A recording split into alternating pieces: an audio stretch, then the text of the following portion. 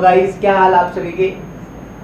I hope सभी सकुशल होंगे अपने ही घरों में। And once again welcome to our new YouTube channel the brain bench. My name is Himanshu Gehlot and today we are discussing about formation of male gamete, यानी कि नर युग्मक के बनने की पूरी प्रक्रिया के बारे में पढ़ेंगे। तो हमने पिछली जो वीडियो थी उस वीडियो के अंदर फ्लावर के पार्ट के बारे में पढ़ा था, फूल के कौन कौन से भाग होते हैं, क्योंकि फ्लावर जो है वो रिप्रोडक्टिव पार्ट होता है एंजियोस्पर्मिक प्लांट का। सेक्सुअल रिप्रोडक्शन होने के लिए फूल का होना बहुत ही ज़्यादा जरूरी हो जाता है। तो आज हम पढ़ेंगे कि सेक्सुअल रिप्रोडक्शन की प्रोसेस किस तरीके से होती है। तो बेसिकली सेक्सुअल रिप्रोडक्शन की प्रोसेस को 4 स्टेप में बांट सकते हैं हम, कि फॉर्मेशन ऑफ मेल गैमीट, नर युग्मक का बनना, फॉर्मेशन ऑफ फीमेल गैमीट, मादा युग्मक का बनना, पॉलिनेशन परागण और फर्टिलाइजेशन यानी कि निषेचन। तो ये 4 प्रोसेस के थ्रू हम पूरी रिप्रोडक्शन की प्रोसेस को पढ़ सकते हैं। तो आज की हम जो प्रक्रिया पढ़ेंगे वो होगी फॉर्मेशन ऑफ मेल गैमीट, यानी कि नर युग्मक के बनने की प्रक्रिया। तो formation of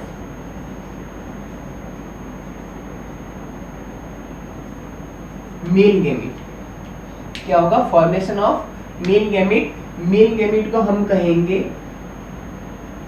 pollen grains. Male gamete को पोलन ग्रेन कहा जाता है। उसके साथ साथ में इसे माइक्रोस्पोर भी कहते हैं। माइक्रोस्पोर इसलिए कहते हैं बिकॉज ऑफ दैट इसकी साइज छोटी होती है as a compare to female gamete. And इसे हम परागकण भी कहा जा सकता। तो मेल गैमीट कहो, पोलन ग्रेन कहो, माइक्रोस्पोर कहो या परागकण कहो, एक ही बात है। तो अब हम शुरू करते हैं फॉर्मेशन ऑफ मेल गैमीट बनने की प्रक्रिया। तो ये समझने से पहले हम ये देखते हैं कि जो मेल गैमीट है, नर युग्मक है, वो फ्लावर यानी कि फूल के अंदर बनेंगे, क्योंकि फूल ही जो है वो रिप्रोडक्टिव पार्ट है प्लांट का। तो अब फूल के अंदर जो नर वाला भाग होगा उसके अंदर ही नर युग्मक का फॉर्मेशन होगा, यानी कि पुंकेसर के अंदर या स्टामिन के अंदर इसका फॉर्मेशन होगा। तो कुछ वापस उसके बारे में रिवाइज करके हम देख लेते हैं कि जो स्टामिन था उसका फॉर्मेशन कुछ इस तरीके से था। ठीक है, तो एक स्टामिन है जिसके अंदर हमने इसका डायग्राम कुछ इस तरीके से देखा था। ऊपर वाले भागों को हम कहते हैं एंथर, ऊपर वाले भागों को हम कहते हैं एंथर, नीचे वाले भाग को कहेंगे फिलामेंट, और फिलामेंट को हम कह सकते हैं पूतंतु, और एंथर को हम कह सकते हैं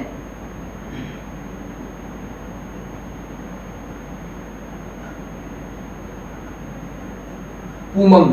ओके, तो एंथर को हम कह सकते हैं पुमंग और फिलामेंट को भी पूतंतु कहेंगे। तो इसके अंदर ये जो मेल पार्ट है फ्लावर का, उसके अंदर पोलन ग्रेन या माइक्रोस्पोर का फॉर्मेशन होता है। तो ऊपर वाला जो एंथर वाला पार्ट होगा उसी के अंदर मेल गैमीट का फॉर्मेशन होगा। तो हमें ये देखना है कि ये जो मेल गैमीट या ऊपर वाला जो पूरा एंथर का भाग है उसका फॉर्मेशन किस तरीके से होता है। तो हम आज की वीडियो में यही समझेंगे। तो अगर मैं इस एंथर को डाइसेक्शन देखता हूँ या इसको इस तरीके से काट के देखता हूँ, तो मुझे इसका डायग्राम कुछ इस तरीके से दिखाई देगा।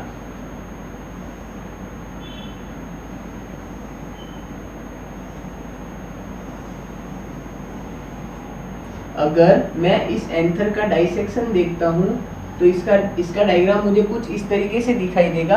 बिकॉज ऑफ दैट इसके 2 भाग होते हैं, एक एंथर के अंदर 2 एंथर लोब होती है। तो ये वाला पार्ट ये हो जाएगा और इधर वाला पार्ट ये हो जाएगा। इसका डाइसेक्शन कुछ इस तरीके से दिखाई देगा।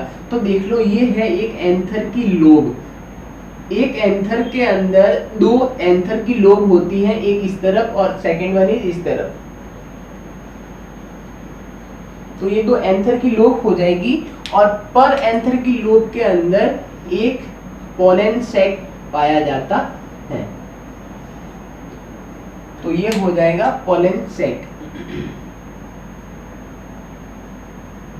तो एक एंथर के अंदर 2 एंथर लोब और 2 एंथर लोब के अंदर 4 पोलन सैक की फॉर्मेशन होती है इस छोटी सी बलून लाइक स्ट्रक्चर के अंदर। ठीक है। तो ये जो हमने देखे थे कि यहाँ पे पॉलन ग्रेन इसके अंदर बन रहे हैं, उसका एक्चुअल फॉर्मेशन कहाँ पे होगा, इस एंथर सैक के अंदर। और हम गाइस एंथर सैक को एक और नाम से भी कह सकते हैं, जिसे कहेंगे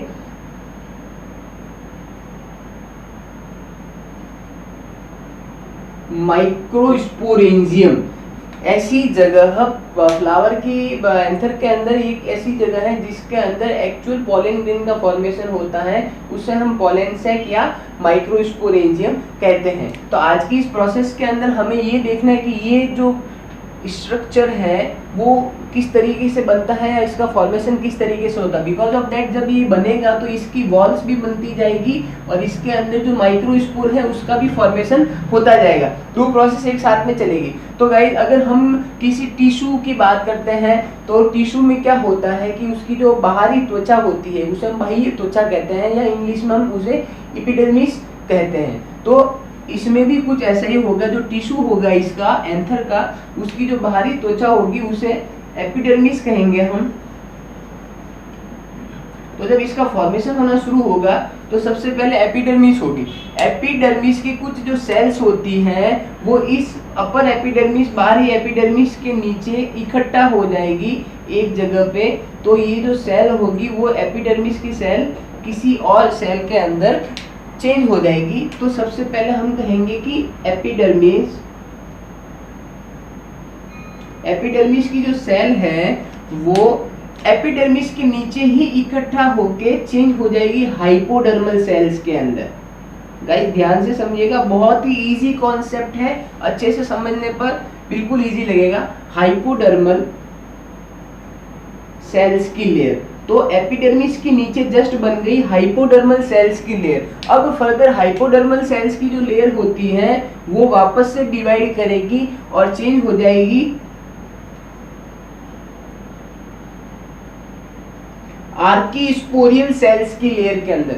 देखिएगा सबसे पहले एपिडर्मिस की सेल्स थी, एपिडर्मिस की सेल्स यहाँ पे इकट्ठा होकर हाइपोडर्मल सेल्स बना रही है। अब हाइपोडर्मल सेल्स आगे डिवाइड करके आर्कीस्पोरियल सेल्स में चेंज हो जाएगी। अब पुनः आर्कीस्पोरियल सेल्स भी जो है क्या करेगी, डिवाइडेशन करेगी। अब आर्कीस्पोरियल सेल्स डिवाइड करके चेंज हो जाएगी पैराइटल सेल्स के अंदर। अब फाइनल बन गई अपनी पैराइटल सेल्स। अब क्या हुआ कि एपिडर्मिस ने इकट्ठा होकर हाइपोडर्मल बनाया, हाइपोडर्मल एक बार डिवाइड होके आर्कीस्पोरियल बना रही है, आर्कीस्पोरियल एक बार डिवाइड होके पैराइटल सेल्स बना रही है। अब जो पैराइटल सेल्स की जो लेयर होगी वो दो तरीके से बनती है गाइस, जिसे हम नाम देंगे, वन इज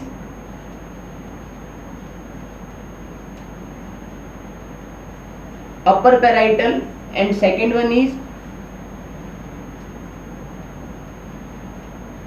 लोअर पैराइटल। तो अब ये जो सेल्स होगी वो दो तरीके से डिवाइड हो जाएगी, अपर पैराइटल एंड लोअर पैराइटल, यानी कि एक अंदर की तरफ और एक बाहर की तरफ, दो तरीके की पैराइटल सेल्स बन जाएगी। तो एक ये इनर वाली या लोअर वाली, सॉरी अपर लिख दिया, इनर पैराइटल,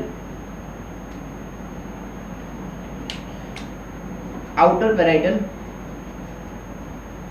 तो अब जो इनर वाली पैराइटल होगी उस पैराइटल से पॉलन ग्रेन का बनना शुरू होगा, यानी कि पॉलन ग्रेन का फॉर्मेशन होगा। इस पैराइटल सेल से पॉलन ग्रेन का फॉर्मेशन होगा, देन आउटर पैराइटल सेल से इस एंथर की वॉल बनेगी। मैंने आपको बोला था इसमें दो प्रोसेस साथ में चलती है, एंथर की वॉल का भी बनना और उसके साथ साथ में इसका पॉलन सैक के अंदर पॉलन ग्रेन्स का भी बनना। तो ये जब दो डाइड में डिवाइड होगी तो इनका काम अलग हो गया। इनर पैराइटल का काम पॉलन सैक के अंदर पॉलन ग्रेन्स का बनाना, देन आउटर पैराइटल का काम है बाहर की तरफ उसकी वॉल बनाना। बिल्कुल सिंपल है, देखने को ही समझ में आ रहा है। तो अब हम पहले देखेंगे आउटर पैराइटल की स्ट्रक्चर के बारे में। तो आउटर पैराइटल जो होगी वो अब आगे 2 से 3 बार डिवाइड करेगी। It's divide into 2 to 3 time.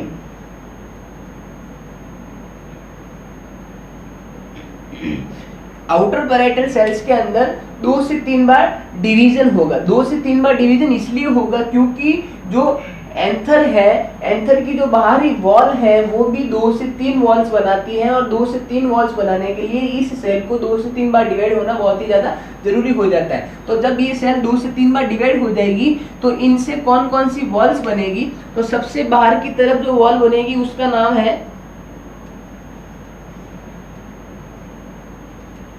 Upper epidermis. सबसे बाहर की तरफ जो वॉल बनेगी वो होगी अपर एपिडर्मिस। सेकेंड जो वॉल बनेगी जस्ट उसके नीचे वो होगी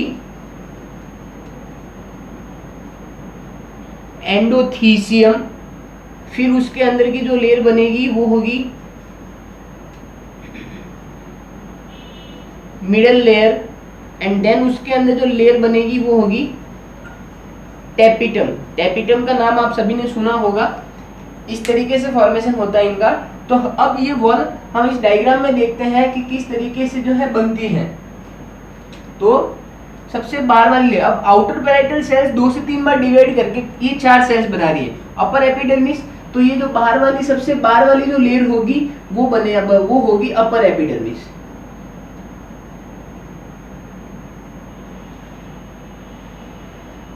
डायग्राम में भी देखते हैं हम। उसके नीचे की जो जस्ट सेल है वो होगी एंडोथीसियम। तो इसके नीचे सेल्स बनेगी एंडोथीसियम की लेयर, ये पूरे के अंदर बनेगा।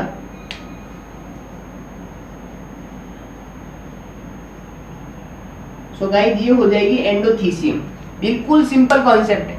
उसके अंदर बनेगी मिडल लेयर। अब इस एंडोथीसियम के अंदर जो लेयर का फॉर्मेशन होगा उसे हम कहेंगे मिडल लेयर। तो ये हो गई मिडल लेयर, ठीक है गाइस। एंड देन सबसे लास्ट में जो लेयर है और सबसे अंदर की तरफ लेयर है वो हो जाएगी टेपिटम। तो ये हो जाएगी टेपिटम। बिल्कुल सिंपल है ना, समझ में आ गया। देखिए पैराइटल सेल्स थी, 2 तरफ डिवाइड कर दी, outer cell and inner cell. Outer cell यानी कि बाहर वाली तरफ तो बाहर वाली वॉल बनाएगी, इनर सेल यानी कि इस एम्ब्रियो सैक के अंदर पॉलन ग्रेन का फॉर्मेशन करेगी। तो इस आउटर सेल से आप देख लो बाहर की तरफ 4 लेयर बन गई। सबसे बाहर upper epidermis, then endothecium, middle layer और टेपिटम। अब ये वॉल बन गई। उसी के साथ साथ में ये इनर लेयर जो होगी ये इसके अंदर पॉलन ग्रेन्स का फॉर्मेशन करती जाएगी। इस तरीके से ये 2 चेंज हो जाते हैं और इसकी प्रोसेस पूरी हो जाती है और अंदर pollen grain, mature pollen grain बन जाते हैं। अब देखिए कि हमको देखना ये है कि टेपिटम की जो लेयर है उसको भी हमने 2 पार्ट में डिवाइड किया है, क्योंकि ये भी 2 प्रकार की होती है। तो टेपिटम की जो फर्स्ट टाइप है वो होगा amoeboid, amoeboid tapetum. And second जो होगी उसे हम कहेंगे सेक्रेटरी टेपिटम। तो अब ये अमीबॉइड टेपिटम को हम इसलिए कहते हैं क्योंकि इसका जो फॉर्मेशन होता है कुछ अमीबा की तरह होता है, इसलिए कहते हैं amoeboid tapetum. And secretary tapetum का नीट के पॉइंट ऑफ व्यू से बहुत ज़्यादा इंपॉर्टेंट क्वेश्चंस बनते हैं कि ये एक ऐसी टेपिटम की लेयर है जो सिक्रेशन करने का काम करती हैं, और इससे जो सब्सटेंस सिक्रेट होता है उसका नाम होता है स्पोरोपोलेनिन, जो कि बहुत ही ज़्यादा जरूरी है, स्पोरोपोलेनिन।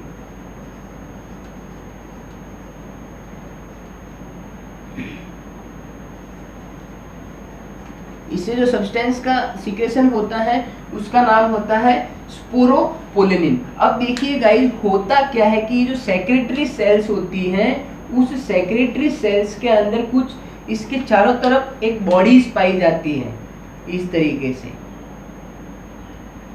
ध्यान से समझिएगा, जिसका नाम होगा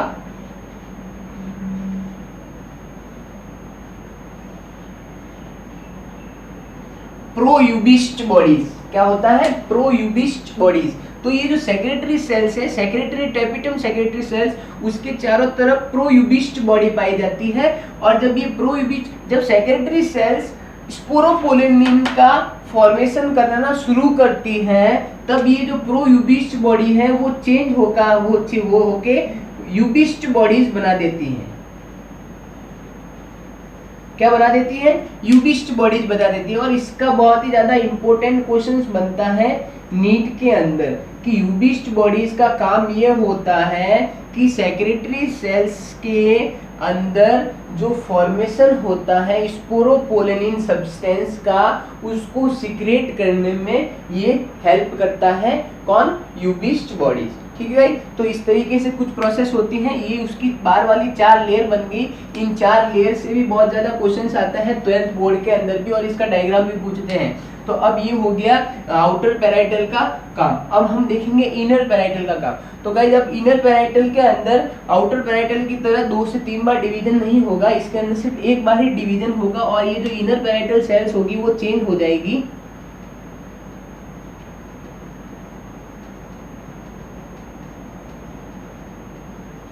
माइक्रोस्पोर मदर सेल यानी कि एमएमसी। और गाइस मैं बता दूं आपको कि जब इनर पैराइटल सेल्स एक माइक्रोस्पोर मदर सेल बना देगी, तो इस माइक्रोस्पोर मदर सेल के अंदर जो डिवीजन होगा वो होगा मियोसिस। कौन सा डिवीजन होगा? मियोसिस। मियोसिस डिवीजन इसलिए होता है क्योंकि it is a reductase cell division, घटता क्रम है। Because of that microspore mother cell होती है वो 2n यानी कि डिप्लॉइड होती है, और जब डिप्लॉइड सेल होगी तो उस डिप्लॉइड सेल्स के अंदर होने वाला सेल डिवीजन होता है वो मियोसिस ही होता है। और जब इसके अंदर डिप्लॉइड माइक्रोस्पोर मदर सेल में मियोसिस की प्रोसेस होगी, तो जब पॉलिन ग्रेन बनेंगे वो हैप्लॉइड बनेंगे यानी कि सिंगल बनेंगे, एन टाइप के बनेंगे। तो मियोसिस की 2 तरह की प्रोसेस होती है, मियोसिस 1 एंड मियोसिस 2। और मियोसिस 1 एंड मियोसिस 2 के थ्रू पर माइक्रोस्पोर से 4 माइक्रोस्पोर सेल्स बनेगी, और फिर उनसे पॉलिन ग्रेन का फॉर्मेशन होगा। तो मियोसिस की प्रोसेस के थ्रू क्या होगा? माइक्रोस्पोर मदर सेल एमएमसी में मियोसिस की प्रोसेस होगी, और ये एक एमएमसी से 4 एमएमसी बनेंगी। तो अब मान लो कि इसके अंदर मियोसिस 1 एंड मियोसिस 2 की प्रोसेस दोनों हो गई, तो अब यहाँ पे बन गई 4 एमएमसी, यानी कि 4 माइक्रोस्पोर मदर सेल। बिल्कुल सिंपल है गाइस, ध्यान से समझिएगा। अब ये 4 माइक्रोस्पोर मदर सेल होगी, उनका अरेंजमेंट होता है। ये यहाँ पे समझने वाली बात है कि माइक्रोस्पोर मदर सेल जब 4 बन जाती हैं तो उनका अरेंजमेंट होता है। तो इन पॉलिन ग्रेन के बनने की प्रोसेस के अंदर माइक्रोस्पोर मदर सेल्स के अरेंजमेंट को भी अलग तरीके से समझाया गया है कि किस तरीके से अरेंजमेंट होता है, तो हम उसके अरेंजमेंट भी देखेंगे। एक इनर पैराइटल सेल से मियोसिस एमएमसी बनी, एमएमसी में मियोसिस फर्स्ट एंड सेकंड हुआ तो 4 एमएमसी बनी। अब इन 4 एमएमसी का अरेंजमेंट यानी कि ये किस तरीके से व्यवस्थित होती है, तो उसको हम विद डायग्राम देखेंगे। तो इनका अरेंजमेंट सबसे पहला जो टाइप है वो है, देखिए 4 जो सेल्स होती हैं उन्हें हम कहते हैं टेट्राड। 4 सेल्स का जो समूह होता है गाइस, उससे हम टेट्राड कहा जाता है। और ये कह सकते हैं कि जो अरेंजमेंट होगा उन टेट्राड का होगा। तो कितने टाइप के टेट्राड होते हैं वो हम समझेंगे। तो सबसे देखेंगे पहला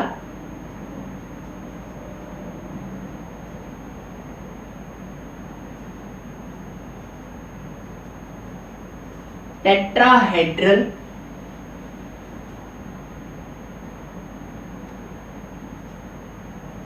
टेट्राहेड्रल टेट्राड। तो टेट्राहेड्रल टेट्राड का अरेंजमेंट कुछ इस तरीके से होगा। हमें 4-4 सेल्स का अरेंजमेंट देखना है, तो ये जो अरेंजमेंट टाइप है उसे हम कहते हैं tetrahedral tetrad. 1 cell, 2 cell, 3 cell, आगे की तरफ 3 सेल होगी, and 4th cell is back side यानी कि इसके पीछे की तरफ होगी, 3D टाइप स्ट्रक्चर बनेगा। तो ये अरेंजमेंट होता है टेट्राहेड्रल टेट्राड का। सेकेंड अरेंजमेंट आता है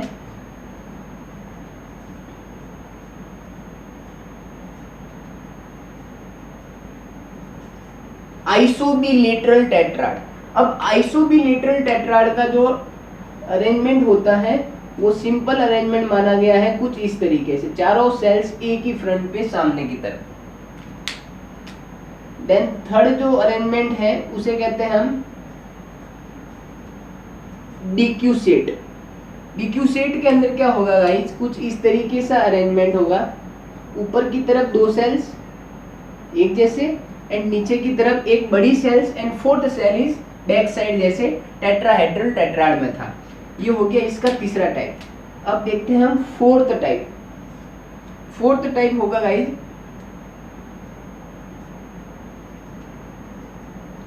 टी शेप यानी कि टी आकार से बनने वाला टेट्राड।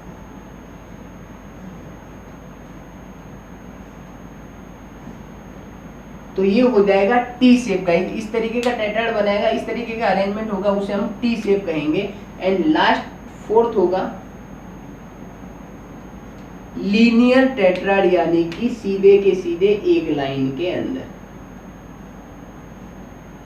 एक सेल, दो सेल, तीन सेल एंड चार सेल। बिल्कुल सिंपल है गाइस, ध्यान से समझो, कुछ भी इसमें डिफिकल्ट नहीं है। आपको डिफिकल्ट ये प्रोसेस समझने में सबको प्रॉब्लम आती है, लेकिन इतना डिफिकल्ट नहीं होता है अगर इसको हम ढंग से समझे तो ये पैराइटल सेल्स है। पैराइटल सेल्स का जो इनर सेल वाला पार्ट था, वापस से समझा रहा हूँ, इनर पैराइटल सेल्स वाला पार्ट था, उसके डिवीजन से माइक्रोस्पोर मदर सेल यानी कि एमएमसी बनी। और पोलन ग्रेन या माइक्रोस्पोर बनाने के लिए माइक्रोस्पोर मदर सेल का होना बहुत ज्यादा जरूरी हो जाता है। अब माइक्रोस्पोर मदर सेल्स डिप्लॉयड यानी कि 2n होती है, इसलिए इसके अंदर मियोसिस टाइप के सेल डिवीजन की प्रोसेस होती है, यानी कि मियोसिस 1 और मियोसिस 2। और मियोसिस 1 और मियोसिस 2 की प्रोसेस पूरी होने की वजह से किसी भी एक सेल से 4 सेल बनती हैं। तो इस एक एमएमसी से कितनी एमएमसी बनी? 4 एमएमसी बनी। अब इस 4 एमएमसी के अरेंजमेंट को हमने टेट्राड बोला। अब ये टेट्राड 5 तरीके के होते, जिनका अरेंजमेंट हमने देखा टेट्राहेड्रल इस तरीके से, ये है आइसोबिलेटरल,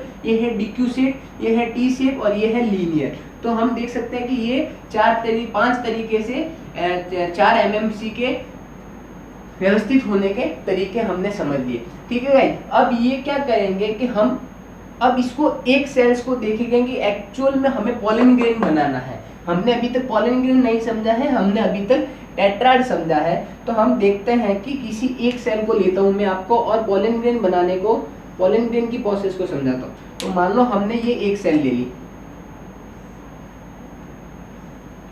अब इस एक सेल से क्या बनेगा? पोलन ग्रेन यानी कि माइक्रोस्पोर बनेगा।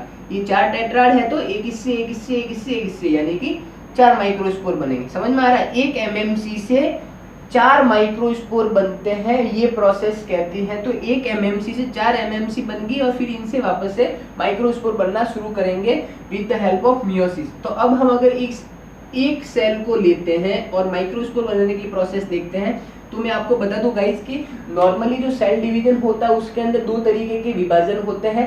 सबसे पहले केंद्रक का विभाजन एंड सेकंड वन इज उसके प्लाज्मा का विभाजन, साइटोप्लाज्मा का विभाजन। तो इस प्रोसेस के अंदर साइटोप्लाज्मा का विभाजन नहीं होता है, क्योंकि अब जो होगा इस सेल से सीधा डेवलपमेंट होके पोलन ग्रेन बनेंगे, डिवाइडेशन नहीं होगा। तो इसके अंदर डेवलपमेंट होने के साथ साथ में सिर्फ केंद्रक का विभाजन होगा, यानी कि कैरियोगेनेसिस होगा। कैरियोगेनेसिस को हम केंद्रक विभाजन कहते हैं। तो ये एक सेल ले ली, इस सेल का एक ये न्यूक्लियस है। अब ये न्यूक्लियस क्या करेगा? आगे जाके डिवाइड करेगा, 2 न्यूक्लियस में चेंज हो जाएगा। तो इट्स डिवाइड इनटू 2 न्यूक्लियस। तो इसके अंदर जो एक न्यूक्लियस होगा उसकी साइज होगी बड़ी, देन एक न्यूक्लियस होगा उसकी साइज होगी छोटी। तो इस छोटे वाले को हम कहते हैं जनरेटिव न्यूक्लियस एंड बड़े वाले को कहते हैं वेजिटेटिव न्यूक्लियस। ठीक है गाइस, तो ये एक सेल को हमने लिया, इसके अंदर कैरियोगेनेसिस हुआ, कैरियोगेनेसिस के थ्रू 2 न्यूक्लियस बन गए, एक vegetative nucleus and second one is generative nucleus. अब ये जो डिवाइडेशन होगा उसके अंदर एक बार और डिवाइडेशन होगा। वेजिटेटिव न्यूक्लियस जो बड़ा होगा वो इस तरीके से ही रहेगा, लेकिन जो जनरेटिव न्यूक्लियस होगा वो वापस से कैरियोगेनेसिस की प्रोसेस करेगा और 2 छोटे छोटे न्यूक्लियस में चेंज हो जाएगा। ये जो 2 न्यूक्लियस होंगे वो 2 जनरेटिव न्यूक्लियस बन जाएंगे, जिसे हम नॉर्मल मेल गैमीट कह सकते हैं। और ये ही 2 न्यूक्लियस क्या काम करेंगे? मेल गैमीट का काम करेंगे, और ये वेजिटेटिव न्यूक्लियस मेल गैमीट का काम नहीं करेगा। अब ये हो गया आपका मैच्योर पोलन ग्रेन। ये हो जाएगा मैच्योर पोलन ग्रेन या माइक्रोस्पोर, जो किससे बना है? इनर पैराइटल सेल्स के माइक्रोस्पोर से बना है। इस सेल्स को हमने अलग लेके देखा। तो अब जो मैच्योर पोलन ग्रेन होता है उसके बाहर की तरफ सरफेस बनती है जिसे हम कहते हैं एक्साइन। इसकी जो बाहर की तरफ की जो सरफेस होती है उसे हम एक्साइन कहा जाता है। और ये एक्साइन जो होती है वो गाइस स्पोरोपोलिन की बनी हुई होती है, जिसका जिक्र हमने यहाँ पे किया था। ये स्पोरोपोलिन, ये जो आउटर पैराइटल सेल्स की जो सबसे इनर वाली जो सेल्स थी, ये टेपिटम, ये टेपिटम के अंदर सेक्रेटरी सेल्स थी और सेक्रेटरी सेल से स्पोरोपोलिन का फॉर्मेशन हो रहा था। तो ये जो अंदर वाली टेपिटम सेल्स है, इससे स्पोरोपोलिन का फॉर्मेशन हो गया, इसने क्या बनाया, पोलन सेक की आउटर लेयर का फॉर्मेशन किया। ये इतना सिंपल एकदम शॉर्ट में हम प्रोसेस समझ सकते हैं। तो ये स्पोरोपोलिन की जो प्रोसेस, ये स्पोरोपोलिन जो सब्सटेंस होता है वो एक्साइन में पाया जाता है। गाइस ये एक हार्ड सब्सटेंस है जो कि बाहर से एक्साइन को प्रोटेक्शन देता है पोलन ग्रेन को, और उसको कठोर रखने का प्रोसेस जो है इसमें होता है। अब इसके अंदर की जो इनर लेयर है उसे हम कहते हैं इंटाइन,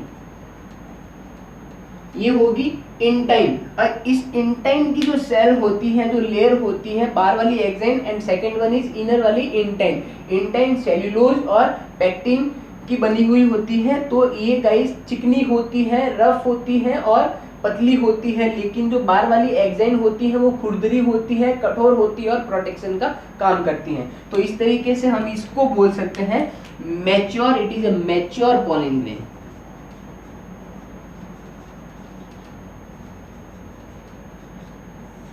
ये हो जाएगा एक मैच्योर पोलन ग्रेन। इस तरीके से पूरी प्रोसेस संपन्न होगी पोलन ग्रेन की। तो इसके अंदर पोलन सैक के अंदर मैच्योर पोलन ग्रेन भी बन गया और इस तरीके से इसके बाहर की तरफ इसकी लेयर भी बन गई। तो ये पूरा स्ट्रक्चर बन गया एक एंथर का, यानी कि मिड पार्ट का। तो गाइस इससे अच्छा और समझाने की कोशिश करूंगा मैं आपको कि आपको और भी अच्छा समझ में आए। आई होप आपको आज जो पढ़ा है बिल्कुल 100% समझ में आ गया होगा।